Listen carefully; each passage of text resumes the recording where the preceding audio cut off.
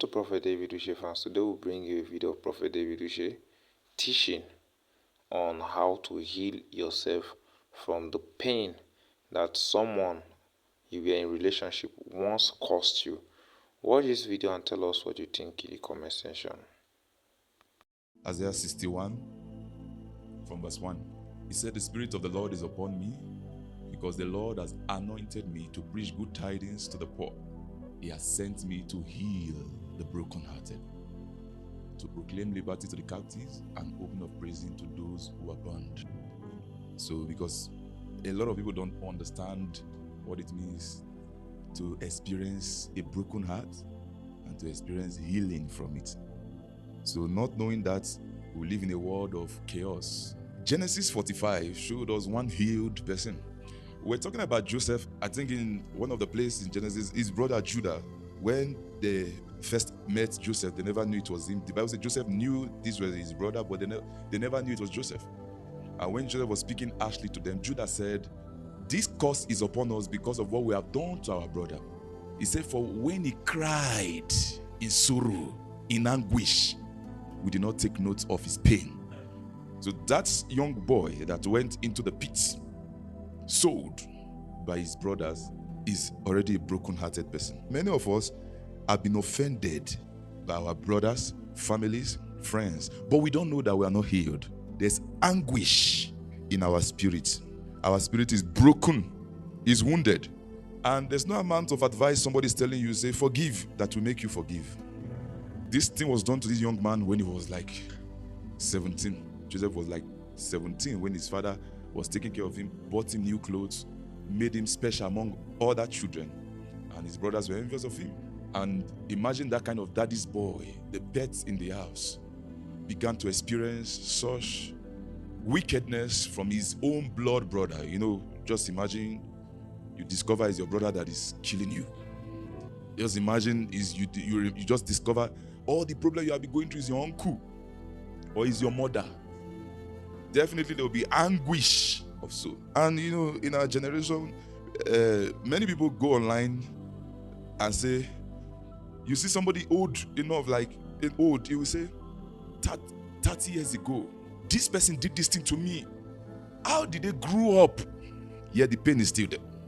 They've gone everywhere, they've tried therapy, it didn't work. They pretended to be Christian, it did not work. They pretended to enter into a new relationship, it did not work. They tried everything they could. It didn't work. It's later, after many years in life, they begin to cry. And you hear somebody say, "My father abused me. My uncle raped me." Yet, even going outside there, thinking they are trying to heal by saying their story, it does not heal. Believe me, 99% of human beings are wounded. But they don't know. You are working in the office with a wounded person. You are married to a wounded person. Living with a wounded person. And you are not seeing the anguish of their soul. Genesis 45 from verse 1. Then Joseph could not restrain himself before all those who stood by him, and he cried out, "Make everyone go out from me." So no one stood with him, while Joseph made himself known to his brothers. And he wept aloud, and the Egyptians of the house heard it. Then Joseph said to his brothers, "I am Joseph. Does my father still live?" But his brothers could not answer him, for they were dismayed in his presence. And Joseph said to his brothers, "Please come near to me." So they came near. Then he said, "I am Joseph your brother, whom you sold in Egypt. Now therefore be not grieved." Very important. This is a healed person talking now. This is not the one with anguish of soul. Some of us, you married the anguished person. You are a friend to the anguished person. We are very quick to jump from one relationship to another. We are very quick to jump from one church to another, from one home to another, from one city to another. That will not bring the cure. That is not the cure. That is not the cure. You jump out of a relationship, you just broke from a strong divorce. And inside that divorce, while the divorce is still going on, you have seen a new man you are dating. Or you have seen a new woman that is dating you, and you are trying to say, "I'm healing from this relationship." Why you just divorced? No. You are expanding the wound. You are stretching the wound. And even the person that is running away from another relationship, the one that you are mingling with, is coming out from a broken relationship also. So his wound is also there, your wound is also there. Then two people use their wound to touch each other. And it look as if you are staying with the devil. Now you say, look as if the former one was better. Because two wounded people cannot bring healing. 5 said, now therefore be not grieved nor angry with yourself that ye sold me either. For God did send me before you to preserve life. For these 2 years at the famine begin in the land, and yet there are 5 years in which there shall be neither be hearing or harvest. 7. And God sent me before you to preserve you a posterity in the earth, and to save your lives by a great deliverance. So one of the cure is what we call deliverance. A broken heart. Sometimes, whenever we are coming out of a place of anguish where we have been afflicted and wounded, we need time. There are healing that will take time. You don't need to jump from one relationship to another one, from one friendship to another one, from one church to another church. You need time. There's a time for everything. Ecclesiastes 3 from verse 1. There's a time for everything. There's time for everything. It said to everything there's a time, and a time for every purpose under the sun. A time to be born and a time to die. A time to plant and a time to pluck what is planted. A time to kill and a time to heal. There's time to heal. This is where we make the mistake. The time for healing, we rush into something else. We rush into someone else's life. Before Joseph met his brother, this is his healing process. In Genesis 41 from verse 50. Then to Joseph were born. This was after he met Pharaoh.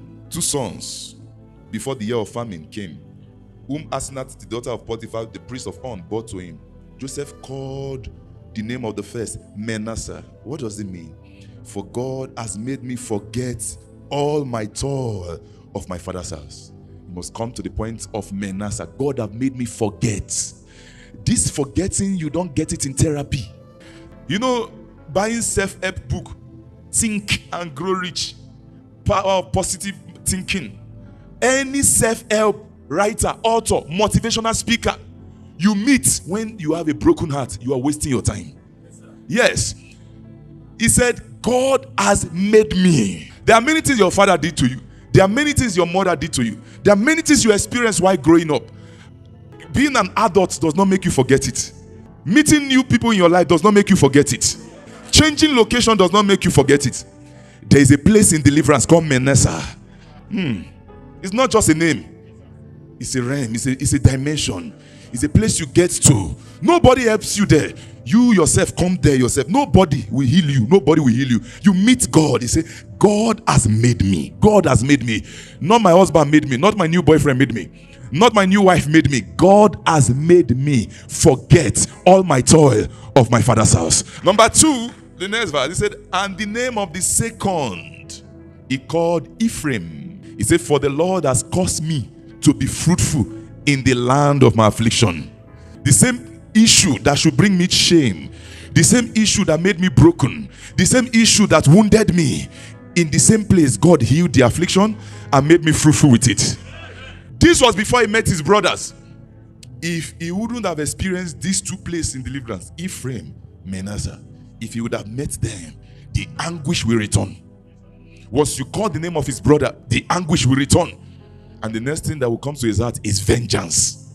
So meaning when his brothers sold him out, he knew he was in pain in that place. But while he was there, as God changed everything, God made him forget everything. You know, there are miracles you will experience. It will make you forget the pain of your past. So the breakthrough God gave to him in Egypt, he said, God have made me forget.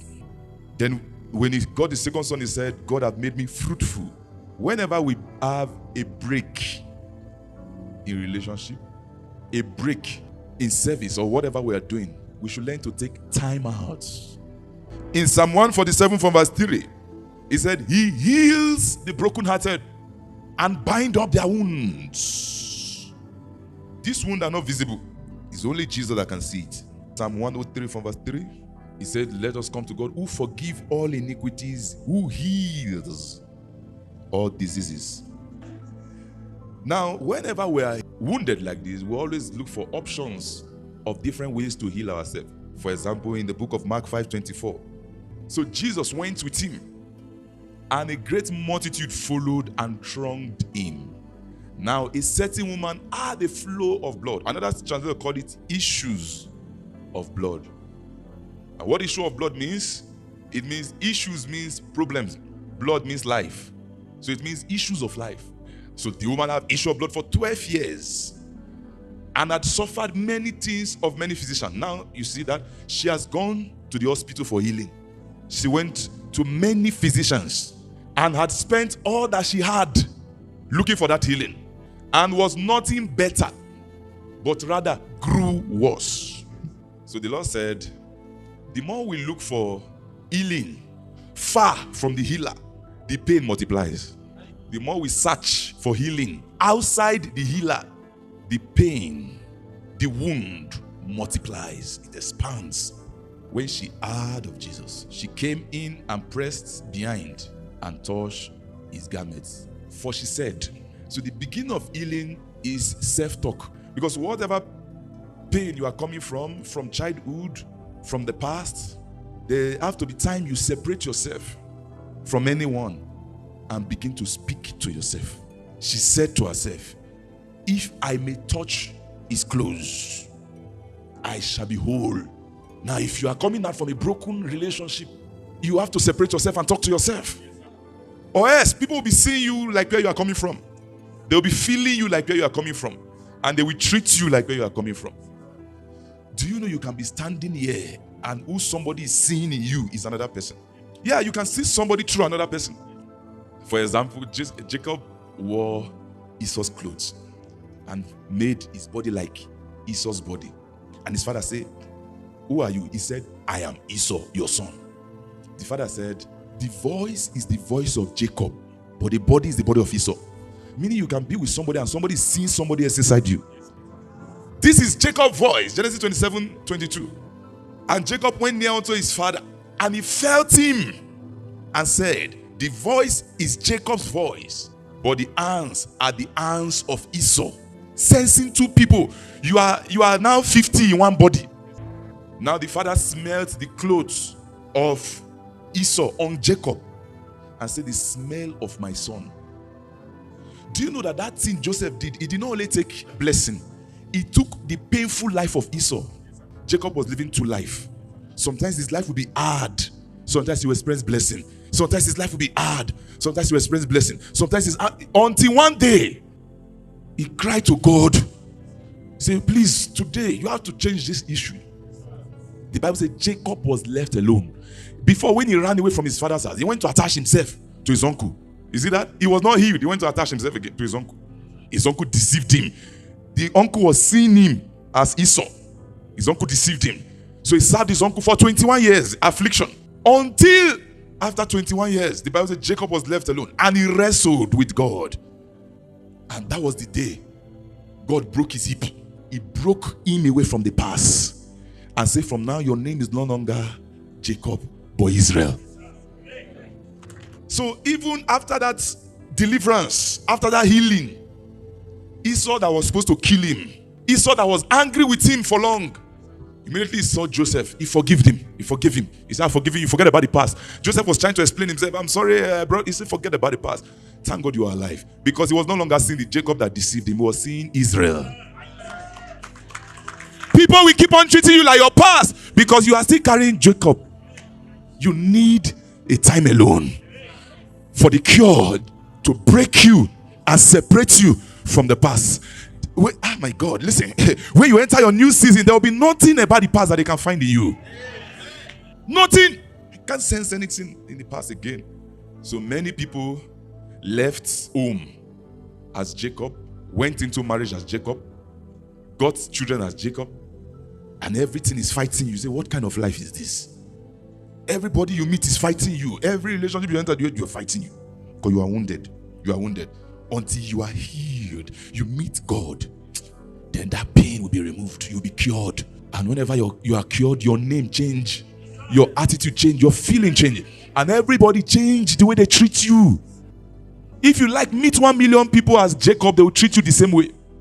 But if you meet them as Israel, they just favor you for no reason. Welcome back from this powerful message, and a touching one from Prophet David Uche, advising every one of us on how to heal ourselves and cure ourselves from the pains that we've passed through, either in relationship with our brothers, either in relationship with the man you once be with. I want you to as well tell us what you think in the comment section, and don't forget to share and like this video. Thank you.